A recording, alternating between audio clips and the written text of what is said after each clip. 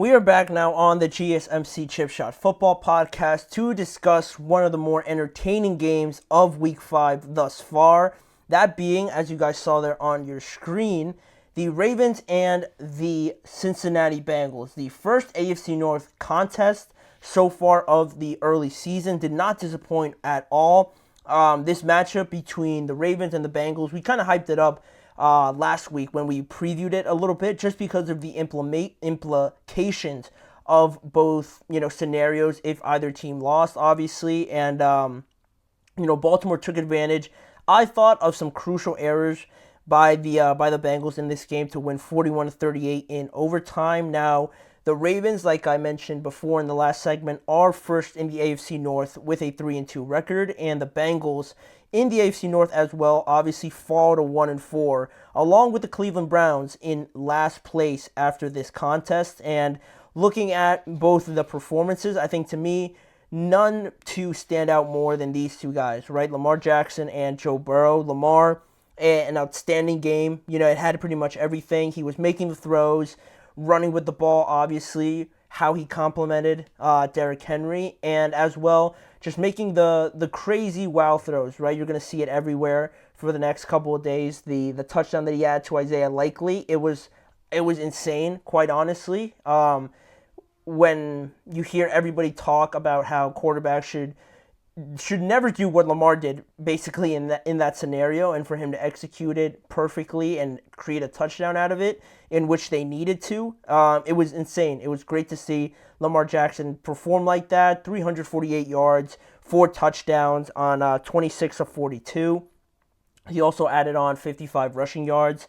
Then you look at all the other players on the Ravens. Derrick Henry, 15 carries for 92 yards and a touchdown. Zay Flowers had a good game, 7 receptions for 111 yards. And you had other guys step up like Kohler, Bateman, and Isaiah Likely, all scored touchdowns as well. Isaiah Likely actually scored 2. So a lot of offense in this game, obviously, right? And then you look at the other side, and Joe Burrow right there, if not a little bit just based on the numbers, outperforming Lamar Jackson with a 30 for 39 day, 392 yards, 5 touchdowns, and an interception as well. You look at his receivers, the epitome of what we thought we'd get out of Jamar Chase and T. Higgins. Jamar Chase, 10 receptions, 193 yards and 2 touchdowns, while T. Higgins, 9 receptions, 83 yards, and 2 touchdowns as well. Crazy numbers in this game, Madden-like numbers in this game.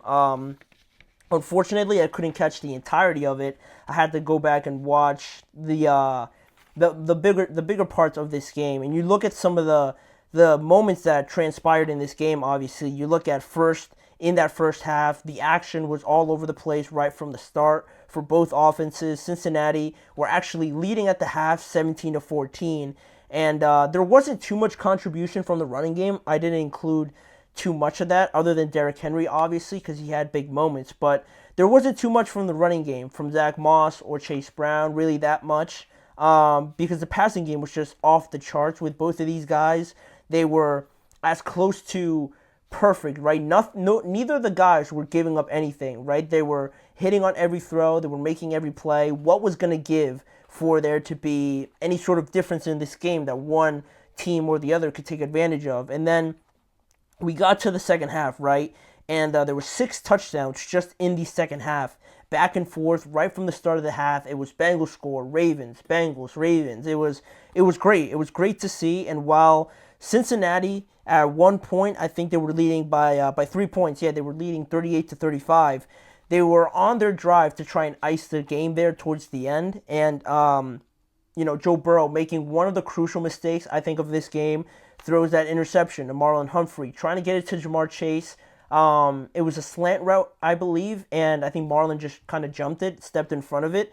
And, that was the moment. That was the moment where, maybe you think you overdid it. Maybe you think you threw 1 to 2 passes more than you should have, and maybe you try to run out the clock in that instance, but because the pass is working so well, you keep going to it. Jamar Chase looked unstoppable, and that time Marlon just made a good play, and it is a mistake, though, at the end, because Joe threw the interception, whereas I'm sure a lot of people will say that, running the ball could have been the the better option there, but that gave the Ravens life in this game, obviously with 3 minutes left. Eventually, they kicked a field goal by Justin Tucker to send it into overtime, but even still, when you see that field goal, you're thinking, all right, this coin toss is going to be huge because either the Bengals can sort of try and put out this fire because they had a good drive going other than the fact that Joe threw that interception, or the Ravens take a full advantage of this momentum and just go down there and score a touchdown. And what we saw in overtime was even crazier, arguably, than what we saw in the game.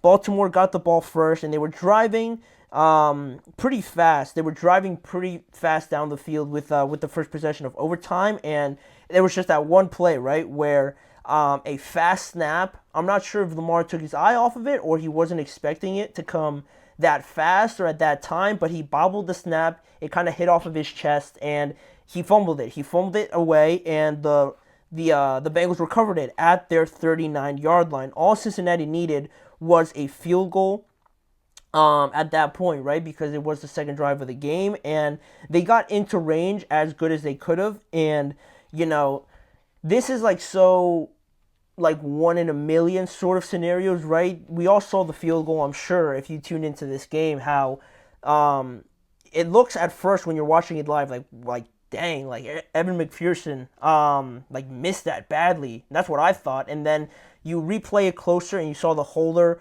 fumble the snap a little bit. He put it down and then it kind of slipped off of his hand. It just kind of slipped to make it go flat. He tried to pick it up again, but by that time it threw off all the timing and everything like that, and the kick just went wide left. So the most unpredictable scenario happens for the Bengals, right? You already dodged a bullet by recovering that fumble, right? It almost bails out the interception, but then again, you were this close to winning, and you get a play like that happening, completely deflates the whole team, the entire atmosphere in that stadium, obviously, right? And then we saw the big run by Derrick Henry, 51-plus yards on that run.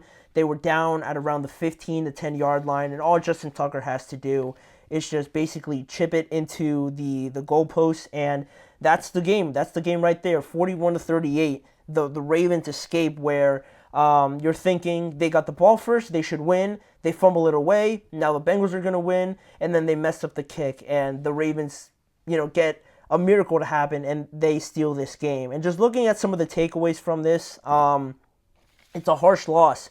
The Bengals have had a lot of tough losses, but this one might be the toughest one, just because I go back to that quote that Joe Burrow said that we talked about when he said that he has to be basically perfect to win this game, and he pretty much was, right?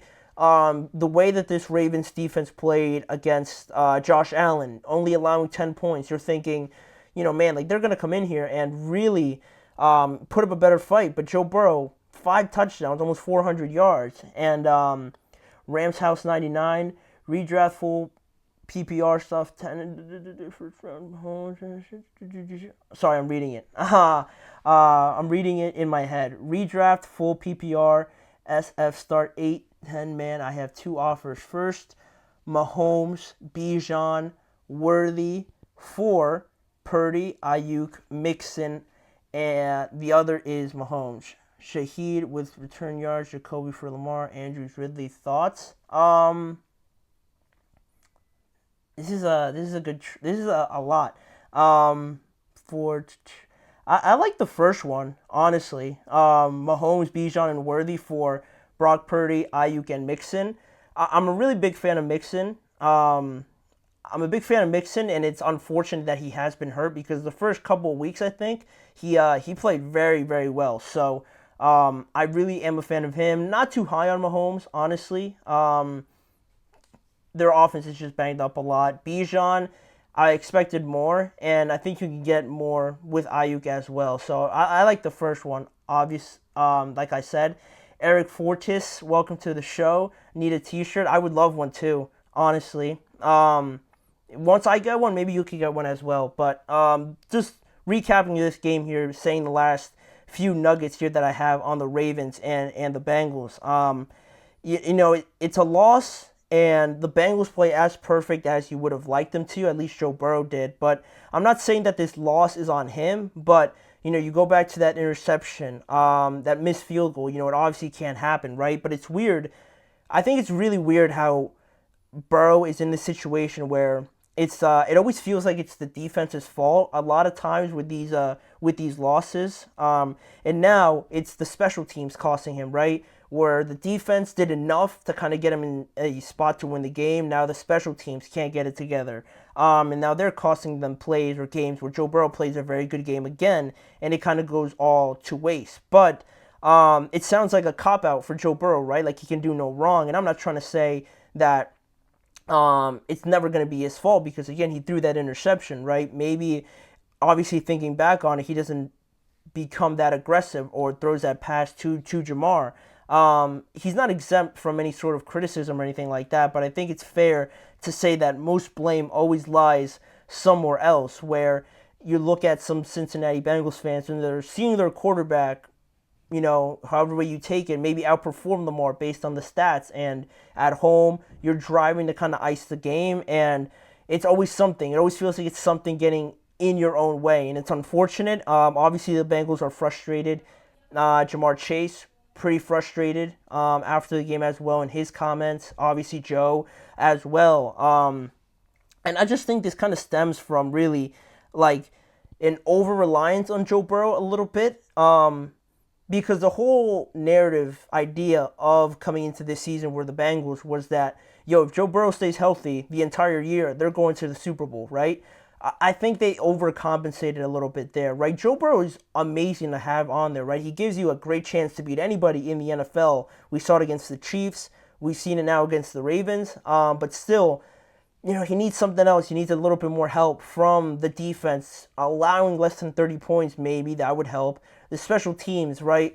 Like, the one thing you need to go right and execute it perfectly. You fumble the snap there. Obviously, it's not intentional, right? But he needs a bit more from his supporting cast. Jamar plays a great game. T. Higgins plays a great game. And still, there's always something that gets in their way. So I think that's almost like an over-reliance on Joe Burrow in a sense, because just thinking that they have him, maybe they didn't put as much attention on getting another corner opposite of Cam Taylor-Britt. Now Dax Hill is hurt, and who are you going to go to now?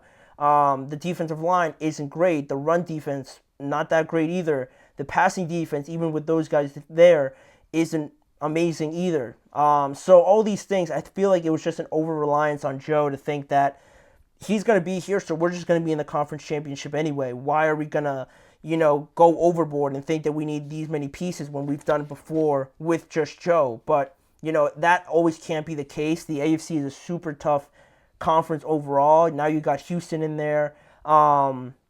The regular teams in there, like the Ravens, obviously the Chiefs, and teams like that. So there's a lot of good competition. There's a lot of parity in the NFL nowadays. So you definitely need a lot more. And that's one thing that kind of came into my head when I was thinking about this game. But Lamar and the Ravens, what more is there to say?